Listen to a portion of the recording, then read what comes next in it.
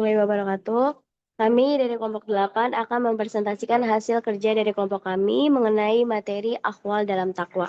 Adapun anggota dari kelompok kami ialah saya sendiri, Widya Putri, lalu ada Dea Walia, lalu ada Haura Nida, dan Safitri. Baik, materi selanjutnya akan dijelaskan oleh Dea. Kepada Dea dipersilakan.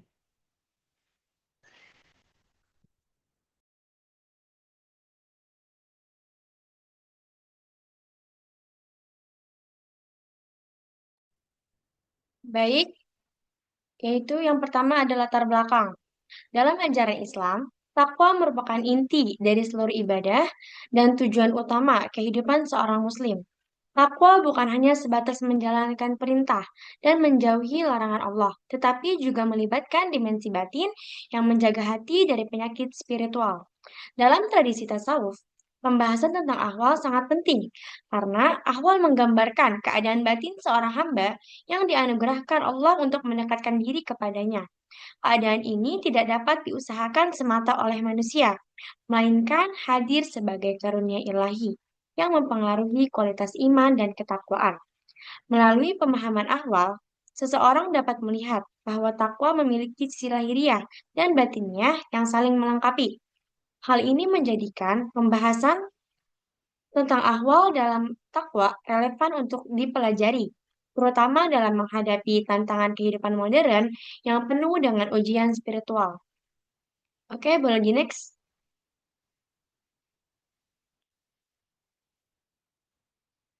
Selanjutnya, pengertian ahwal dalam tasawuf. Ahwal merupakan jamak yang berasal dari kata hal, yang berarti suasana hati atau keadaan mental yang dialami oleh para sufi dalam perjalanan spiritualnya. Ahwal dalam tasawuf merupakan keadaan atau kondisi jiwa yang dirasakan oleh seseorang. Sedangkan secara istilah, ahwal merupakan baik keadaan batin yang dipenuhi oleh perasaan tertentu yang datang sebagai anugerah dari Allah tanpa harus melalui usaha atau pembelajaran.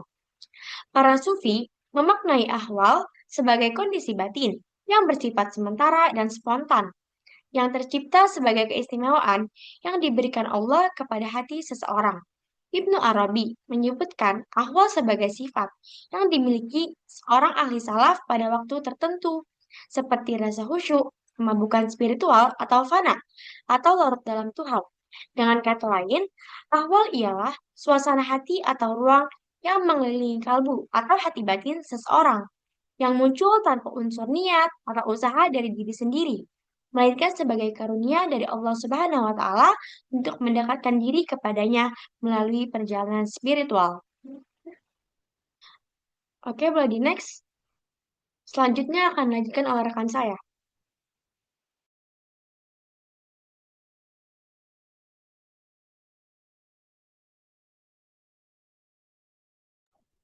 Baik, selanjutnya ada materi mengenai pengaruh ahwal terhadap tingkat takwa. Yang pertama itu ahwal sebagai anugerah spiritual. Maaf, sebentar. Yang pertama itu ada ahwal sebagai anugerah spiritual yang menguatkan takwa. Ahwal membantu seseorang mengalami dekat dan hadirnya Allah dalam hati secara intensif, sehingga memperkuat ketakwaan. Misalnya saat mengalami ahwal takut kepada Allah, khauf, seseorang menjadi lebih waspada dan menjauhi maksiat, meningkatkan kesadaran takwa melalui rasa takut yang tulus kepada siksa ilahi. Yang kedua ada ahwal membimbing menuju kesabaran dan ketundukan. Dalam kondisi ahwal tertentu seperti kesedihan atau kerinduan atau kuf, seseorang belajar bersabar dan tawakal kepada Allah yang merupakan inti dari takwa. Ahwal ini mengajarkan ketundukan hati yang dalam terhadap kehendak Allah, memperkuat niat dan tekad tekad untuk taat gitu. Lanjut yang ketiga itu ahwal untuk refleksi diri dan penyucian jiwa, penyucian jiwa. Ahwal yang diawali memunculkan kesadaran diri dan pembersihan batin yang merupakan tahap penting dalam mencapai tingkat takwa yang tinggi, kesadaran akan sifat fana dan ketergantungan total pada Allah membuat seseorang hamba lebih taat dan rendah hati. Yang keempat, ahwal membentuk dinamika emosi spiritual yang membawa pada ketaatan aktif.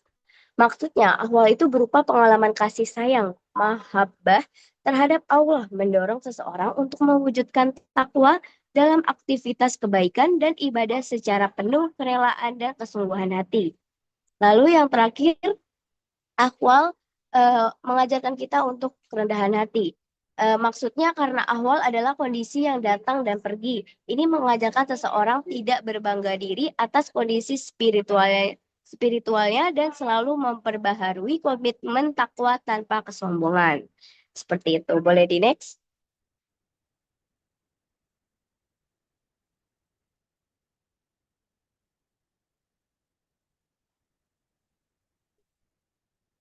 Baik, selanjutnya itu ada macam-macam ahwal.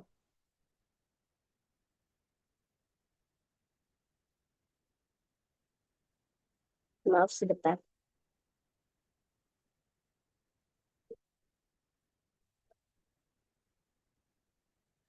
Oke, selanjutnya itu ada macam-macam ahwal. Yang pertama itu al-musah, al-muhasabah dan al-muraqabah. Artinya waspada atau waspada dan mawas diri. Waspada dapat diartikan meyakini bahwa Allah Subhanahu wa taala mengetahui segala pikiran, perbuatan dan rahasia dalam hati. Dengan demikian bahwa orang yang merasakan waspada akan selalu memperhatikan segala tingkah lakunya karena sadar bahwa Allah Subhanahu wa taala selalu mengawasinya. Sedangkan mawas diri adalah meneliti dengan cermat segala perbuatan yang dilakukan sehari-hari, apakah sudah sesuai atau tidak dengan apa yang diperintahkan oleh Allah Subhanahu wa taala. Seperti itu. Yang kedua adalah al-isyq atau rindu. Merupakan merasakan kerinduan. Merasakan kerinduan merupakan wujud adanya cinta yang kuat kepada Allah Subhanahu wa taala sehingga seorang sufi selalu berusaha untuk selalu bersama Allah Subhanahu wa taala dengan berbagai media ibadah. Dalam hati seorang sufi ada rasa rindu untuk bertemu Allah Subhanahu wa taala tampaknya itu sangat kuat gitu. Oleh karena itu dalam beberapa kasus sufi sering ditemukan bahwa betapa mereka rindu akan adanya kematian yang menghalangi pertemuan antara dirinya dan Allah Subhanahu wa taala. Baik, yang ketiga, boleh next. Yang ketiga itu al-uns atau intim. Maksudnya ialah dalam pandangan kaum sufi, sifat al-uns atau intim adalah sifat merasa selalu berteman dan tidak pernah merasa sepi. Eh, Ungkapan ini tuh kayak melukiskan sifat al-uns, yaitu ada orang yang merasa sepi dalam keramaian. Ia adalah orang yang selalu memikirkan kekasihnya sebab sedang dimabuk cinta seperti halnya sepasang pemuda dan pemudi. Ada pula orang yang merasa bising dan kesepian. Ia adalah orang yang selalu memikirkan atau merencanakan tugas pekerjaannya semata-mata. Adapun engkau selalu merasa berteman pada Allah, artinya engkau selalu berada dalam pemeliharaannya. Yang keempat itu tu'ma-ninah. Tu'ma-ninah adalah rasa tenang, tidak ada rasa was-was atau khawatir. Tidak ada yang dapat mengganggu perasaan dan pikiran karena ia telah mencapai tingkat kebersihan jiwa yang paling tinggi. Seseorang yang telah mencapai tingkat tumak ia telah kuat akalnya, kuat imannya, dan ilmunya, serta bersih. Seperti itu. Boleh di next. Yang kelima itu ada musah. Yang kelima itu ada musyahadab. Musyahadab. Secara harfiah, musyahadab ialah menyaksikan dengan mata kepala. Secara terminologi, tasawuf itu adalah menyaksikan secara jelas dan sadar apa yang dicari Allah atau apa yang dicarinya dalam kurung Allah atau penyaksian terhadap kekuasaan dan keagungan Allah. Seorang sufi telah mencapai musyahadah ketika sudah merasakan bahwa Allah telah hadir atau Allah telah berada di dalam hatinya dan seseorang sudah tidak menyadari segala apa yang terjadi. Segalanya tercurahkan pada yang satu yaitu Allah Subhanahu wa taala sehingga tersingkap takbir yang menjadi senjangan antara sufi dengan Allah. Dalam situasi seperti itu, seorang sufi memasuki tingkatan makrifat, di mana seorang sufi seakan-akan menyaksikan Allah dan Melalui persaksiannya tersebut, maka timbullah rasa cinta kasih. Boleh di next, yang keenam itu yakin. Yang keenam itu yakin. Secara terminologi, yakin adalah sebuah kepercayaan, akidah yang kuat dan tidak mudah goyah dengan kebenaran dan pengetahuan yang dimilikinya. Karena kesaksiannya dengan segenap jiwanya dan dirasakan oleh seluruh ekspresi tubuhnya, serta disaksikan oleh segenap eksistensinya. Adapun definisi lain dari yakin yaitu selamat dari keraguan dan syubhat serta penguasaan atas pengetahuan yang akurat, tepat, dan benar tanpa mengandung keraguan sama sekali. Boleh next. Selanjutnya yang ketujuh itu ialah muhabbah. Sahal bin Abdullah tentang muhabbah mengatakan bahwa muhabbah adalah kecocokan hati dengan Allah Subhanahu wa taala dan senantiasa cocok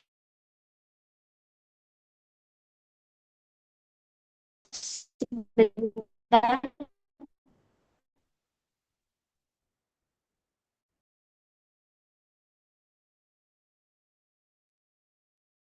Selanjutnya yang kedelapan ada raja dan khauf. Raja atau harapan adalah memperhatikan kebaikan dan selalu berharap untuk dapat mencapainya.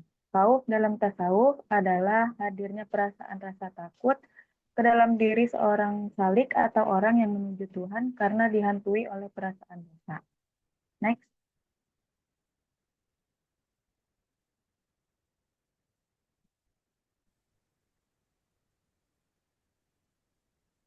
ada suaranya nggak ya?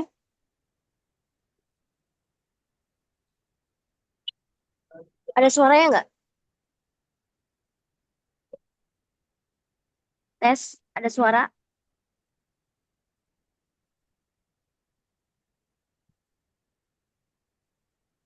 Ada. Selanjutnya, pengaruh awal terhadap praktik takwa. Yang pertama, munculnya kesadaran batin tentang pelaksanaan takwa. Ahwal seperti takut atau khauf, rasa malu di hadapan Allah, kesadaran bahwa hati selalu diperhatikan Allah. Mampu meningkatkan kesadaran batin bahwa takwa bukan hanya formalitas, tetapi harus diarahkan dalam hati. Tanpa kondisi hati ini, pelaksanaan takwa seringkali menjadi rutinitas lahiriah tanpa rasa. Yang kedua, memotivasi konsistensi dalam ibadah lahir.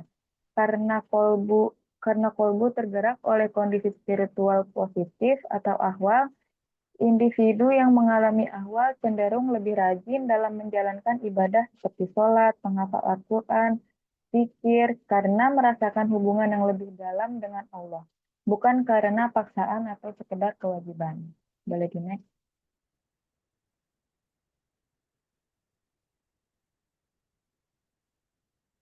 Yang ketiga, perbaikan kualitas ibadah dan kesungguhan.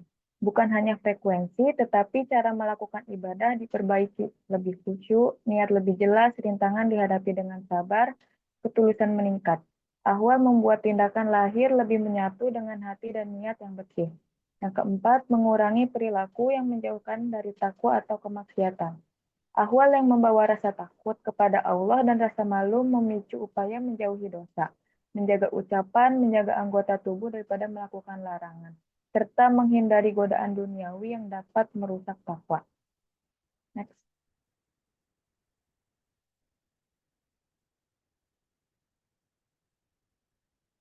Yang terakhir, mendorong internalisasi nilai spiritual dalam kehidupan sehari-hari. Praktik takwa tidak hanya muncul pada waktu ibadah formal, tapi meresap dalam aktivitas sehari-hari. Bagaimana menghafal Al-Quran, bagaimana berbicara, bagaimana bersikap dalam interaksi sosial, bagaimana menghadapi kesulitan, bahkan dalam penggunaan waktu dan media. Ahwal menjadi pemicu agar nilai takwa menjadi bagian kehidupan biasa, bukan hanya ibadah khusus. Selanjutnya akan dilanjutkan oleh rekan saya.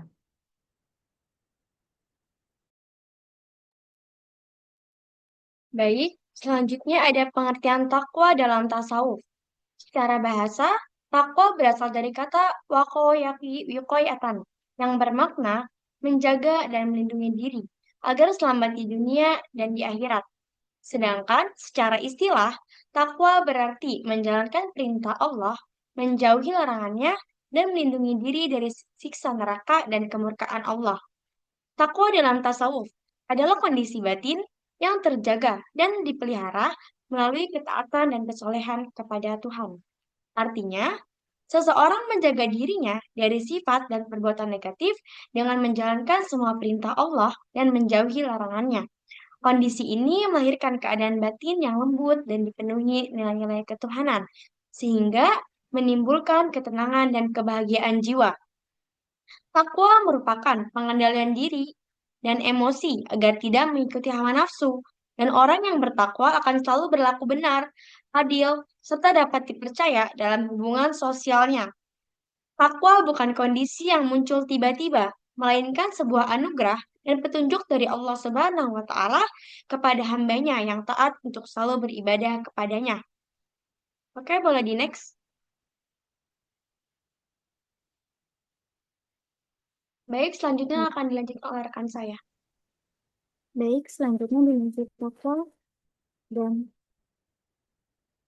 lahir dan batin, yang merupakan dua aspek penting dalam konsep takwa dalam Islam. Di mana dimensi takwa lahir ini terwujud dalam tindakan fisik seperti sholat, puasa, dan menjauhi maksiat. Dan yang kedua, menjaga batasan Allah secara lahiriah dengan melakukan amal soleh dan meninggalkan perbuatan terlarang. Selanjutnya dimensi takwa batin, di mana dimensi ini itu keterkaitan hati kepada Allah melalui takut akan hukuman, harap akan pahala, dan cinta kepadanya. Yang kedua, mengawasi hati dan niat untuk memastikan keikhlasan dalam beribadah dan beramal. Lalu yang ketiga, mengembangkan sifat-sifat positif seperti sabar, syukur, dan ridho. Di mana menurut Imam Al-Ghazali, takwa lahiriah dan batinnya ini harus berjalan seiring untuk mencapai tingkat takwa yang tinggi. Beliau menekankan pentingnya ilmu, muraqabah atau pengawasan hati, dan mujahadah melawan nafsu dalam meningkatkan takwa.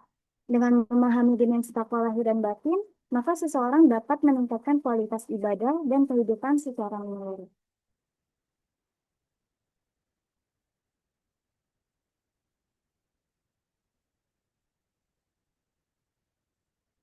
Selanjutnya akan dijelaskan oleh teman saya.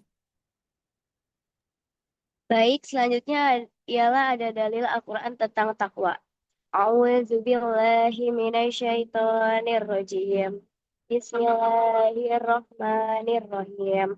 Ya ayyuhallazina amanu taqullaha haqqa tuqatihi wa la tamutunna illa wa antum muslimun. Artinya, wahai orang-orang yang beriman, bertakwalah kepada Allah sebenar-benar takwa kepadanya, dan janganlah kamu mati kecuali dalam keadaan muslim. Quran Surat Al-Imran ayat 102. Jadi maksud dari ayat ini ialah memerintahkan seseorang untuk beriman agar bertakwa kepada Allah dengan sebenar-benarnya takwa, yaitu melaksanakan perintahnya dan menjauhi larangannya dengan sepenuh hati serta menjaga diri agar mati dalam keadaan tetap beriman dan tunduk kepada Allah. Kaitannya dengan ilmu tasawuf adalah bahwa ayat ini mengandung prinsip utama spiritualitas Islam, yaitu takwa sebagai puncak kesolehan hati dan jiwa.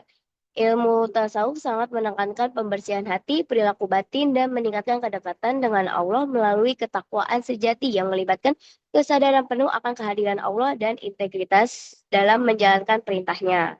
Seperti itu. Boleh di next? Baik, selanjutnya akan dijelaskan oleh teman saya. Selanjutnya, takwa sebagai inti ibadah. Yang pertama, takwa adalah tujuan utama ibadah. Semua ibadah seperti sholat, puasa, zakat, haji bukan hanya sekedar rutinitas ritual, tetapi sarana membentuk kesadaran bahwa Allah selalu mengawasi. Dengan kesadaran itu, seseorang terdorong patuh pada perintahnya dan menjauhi larangan. Hal ini ditegaskan dalam Quran Surat Al-Baqarah ayat 183 tentang puasa, yaitu agar kamu bertakwa. Yang kedua, takwa menjadi ruh ibadah. Tanpa takwa, ibadah hanya rutinitas, tidak mengubah akhlak. Seperti tubuh tanpa jiwa, ibadah tanpa takwa tidak menghidupkan hati. Ibadah yang dikerjakan dengan niat benar dan pemahaman yang baik akan membangkitkan rasa tunduk, takut, dan cinta kepada Allah. Ini yang membuat ibadah benar-benar mengubah kepribadian, bukan hanya menggugurkan kewajiban. Yang ketiga, ibadah yang benar melahirkan perubahan diri. Sesudah beribadah, perilaku lebih jujur, sabar, dan berintegritas bahkan di luar ibadah. Yang terakhir, cara agar ibadah menghasilkan takwa yaitu dengan mencebarui niat, memahami makna ibadah, konsisten, dan evaluasi diri. Selanjutnya akan dilanjutkan oleh rekan saya. Baik, selanjutnya ada implementasi takwa dalam kehidupan modern. Di mana yang pertama ini menghadapi godaan materialisme, di tengah godaan materi dan hedonisme, takwa mengajarkan pentingnya memprioritaskan kepuasan spiritual di atas kepuasan duniawi, di mana hal ini mendorong seseorang untuk lebih bijaksana dalam memilih gaya hidup dan menghindari perilaku konsumtif yang berlebihan. Lalu yang kedua ada etika digital, di mana dengan pesatnya perkembangan teknologi informasi, takwa berperan penting dalam membimbing seseorang untuk bersikap etis di dunia maya, di mana hal ini mencakup penggunaan media sosial secara bertanggung jawab dan menghindari penyebaran informasi yang merugikan. Lalu yang ketiga ada kesadaran lingkungan, yaitu takwa juga mendorong seseorang untuk menjadi pelindung alam, di mana dalam konteks perubahan iklim dan isu lingkungan, nilai-nilai takwa ini mengajak umat untuk bertanggung jawab terhadap keberlanjutan bumi. Boleh, Dina?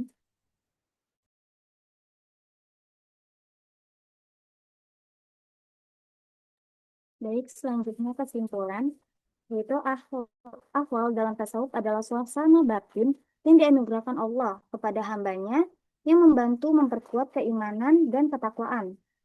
Takwa sendiri memiliki dua dimensi, yaitu lahiriah melalui amal soleh dan batinnya melalui ketulusan hati. Dan pengendalian nafsu serta ahwal membimbing seseorang menuju kesabaran, kerendahan hati, cinta kepada Allah, dan ketenangan jiwa di era modern. Di era modern, pemahaman tentang ahwal dalam takwa sangat penting karena mampu menjadi pedoman dalam menghadapi materialisme, menjaga etika digital, serta menumbuhkan kesadaran untuk melestarikan lingkungan.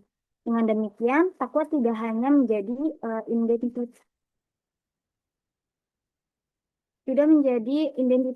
spiritual seseorang muslim, tetapi juga menjadi fondasi moral dan sosial dalam kehidupan sehari-hari. Boleh, Dina?